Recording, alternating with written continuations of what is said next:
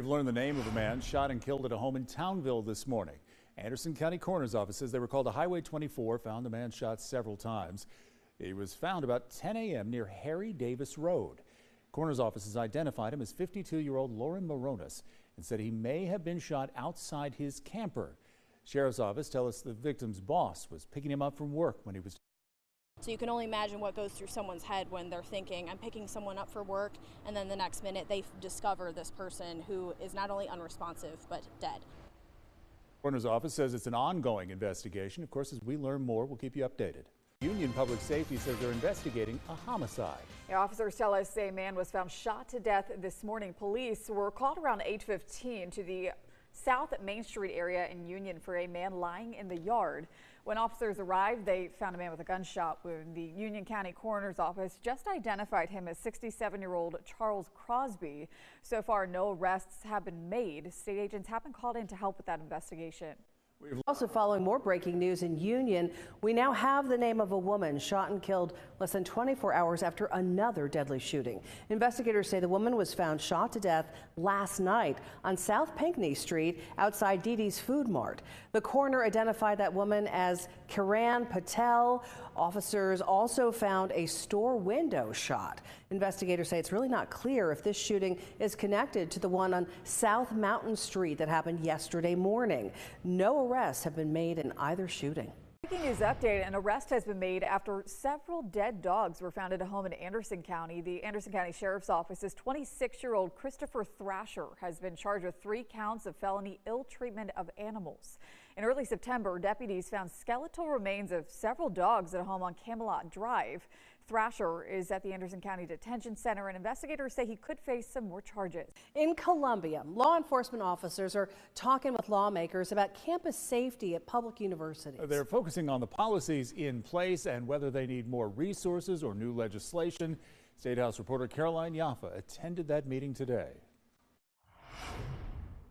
Lawmakers are reviewing 3 recent incidents: the Charlie Kirk assassination at a university in Utah, the USC swatting hoax, and threats to HBCUs in the Southeast, with the goal to protect students. Lawmakers met with campus safety officials and discussed current security protocols to ensure people are safe on campus. We're looking at the incident itself, not the incident that happened in Utah last week or the one at USC in particular, but how prepared are we for things like this when they come to campus. Law enforcement says the recent assassination of Charlie Kirk in Utah is sparking concerns about events at schools near tall buildings. The 15-story housing unit, which provides a 360 degrees view of the campus, including adjacent areas off campus, is very alarming. Many law enforcement officers and SLED say they do need help from the legislature to protect everyone on campus. Currently, our department, we have 10 sworn officers. The ideal maximum number would be at least 20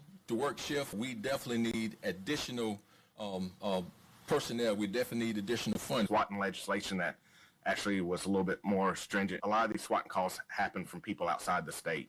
So to be able to actually extradite those individuals back to South Carolina, map the universities as they continue to grow, so that, like we saw last few weeks ago with USC, being able, so the responders sort of know where they're going. SLED says so far between 2024 and 2025, they have assisted nearly 80 university events across the state. Law enforcement from state universities say it's important to have help from state agents, and it's crucial to adjust safety plans in real time, because they can always continue to improve. The USC police chief says they are in talks to make improvements on campus after the swatting hoax. As we improve, the bad guys improve, and it's a continuously changing environment. Every event concludes with an after action.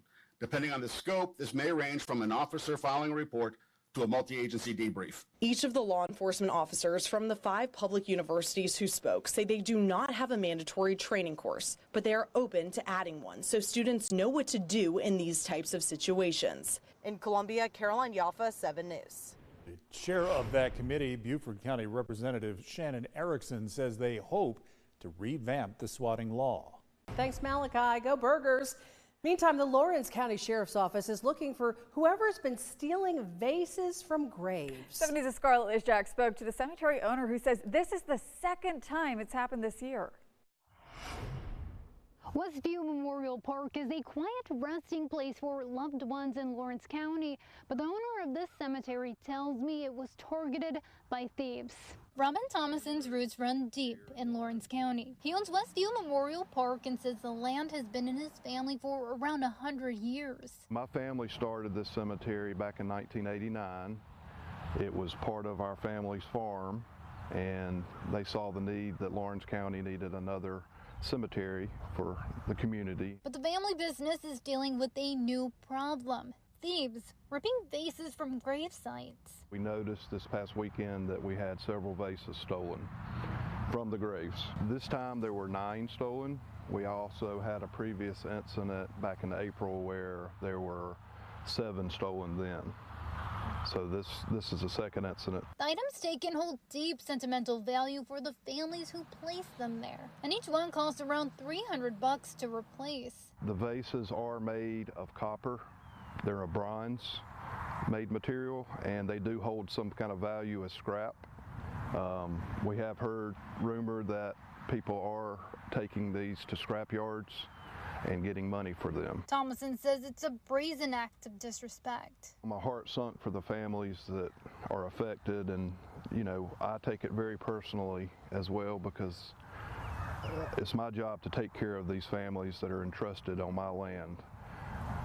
So I took it really hard. Thomason filed a report with the Lawrence County Sheriff's Office and is hoping anyone with information comes forward. The kind of person that would do this is obviously very disrespectful. In Lawrence County, Scarlett Lizjak, 7 News.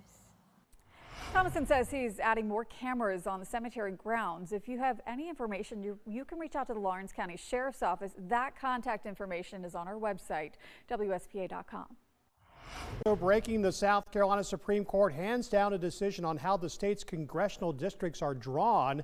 The justices denied a challenge from the League of Women Voters, who claimed the way the lines were redrawn in 2020 was unfair and illegal. The league also claimed it favored Republicans in one low-country district. The court said there's no provisions or statutes against partisan gerrymandering. The ruling says that leaves it outside its legal scope. Clemson University fired 2 more employees just a day after they fired another for what they call inappropriate social media posts about the assassination of conservative activist Charlie Kirk. Our Taylor Farmer is live on the campus with the latest developments. Taylor?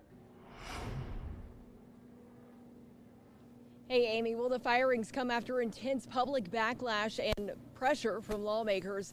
Now, yesterday, Clemson did fire 1 employee after they say they made those controversial social media posts about Charlie Kirk's death. This morning, 2 more faculty members were fired as well. The university officials say that the decision is part of their commitment to maintaining a campus that is safe, respectful, and academically focused. Prior to the firings, lawmakers and students held signs on campus calling for the dismissal of Robin Newberry, Professor Earl Villiver, and Professor Joshua Breggy. Their controversial posts were displayed on campus before their firings, and now their names have been removed from Clemson's website. Some students we spoke to yesterday were frustrated by what they saw as a slow response. Today we heard a different tone, many saying they feel relieved and believe hate has no place at Clemson. Very justified from Clemson's perspective. Like, you can't glorify a man's death. Honestly, the best decision that Clemson could make for this. I honestly think that if you're going to spread hatred, you should be kicked off of campus. In a statement today, Clemson acknowledged concerns about the timing of the firings and said they will continue to follow university policy as well as state and federal law. Live in Clemson, Taylor Farmer, 7 News. Taylor, thank you. Clemson's Board of Trustees released a statement backing the president's actions yesterday.